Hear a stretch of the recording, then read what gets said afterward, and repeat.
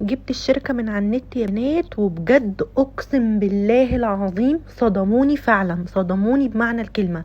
لقيتهم عمالين يرشوا الانتريه بتاعي بالمية. الانتريه بتاعي مهما كنت اجيب مساعدين عندي في البيت ما كانش حد بينضف لي الانتريه، لدرجة ان الحفر دي اللي انتوا شايفينها في الانتريه دي اللي هي مكان الزراير ابتدت تعمل تراكمات كده، حتى بعملها بفرشة الاسنان ما عرفتش انضفها. فقلت لما اجيب الشركة دي من على النت، كانت اختي بتجيبها كتير، واشوف هيعملوا لي في الانتريه ازاي. لقيتهم عمالين يرشوا الانتريه كده بميه. قعدت اقول له يا نهار اسود يا نهار اسود، انت بترش لي الانتريه بميه؟ راح قال لي يا فندم احنا بنعقمه وبعد كده بنسحب الميه بالبخار، ما تقلقيش. قلت له يعني الانتريه مش هيبوظ كده على ضمانتك؟ قال لي والله العظيم هيبوظ وهتشوفي النتيجه في الاخر. والله العظيم يا بنات استنوا النتيجه في الاخر، هتلاقوا الانتريه ده لونه اتغير وفعلا كل حاجه نطفت. انا انبهرت بشكله وصورته لكم كمان بعد ما نشف.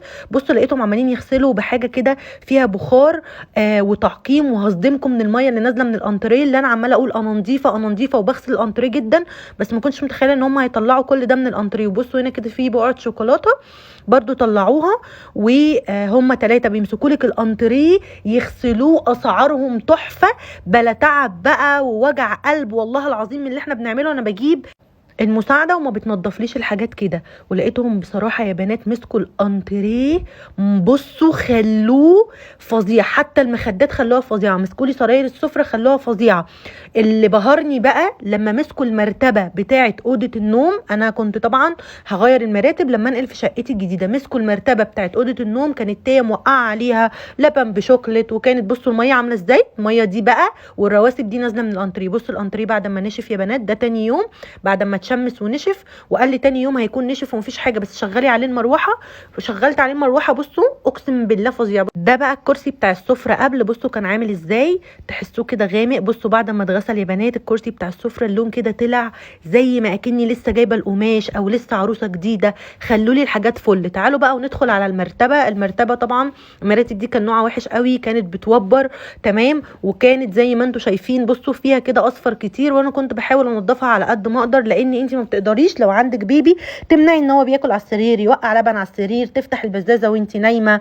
هيخلوها لي بيضه قشطه. كل الاصفر اللي انتم شايفينه ده ابيض قشطه. طبعا هم رشوها عشان كده غامقه. بصوا يا بنات اما غسلوا اول وش منها، بصوا ايه اللي نازل من المرتبه من اول وش. شايفين الميه عامله ازاي؟ احنا بننام على ايه؟ وبصوا الرواسب عامله ازاي. اقسم بالله بيخلوا الحاجات فل، بيخلوها فل، والمرتبه بقت بيضه. بصوا بعد ما نضفوها.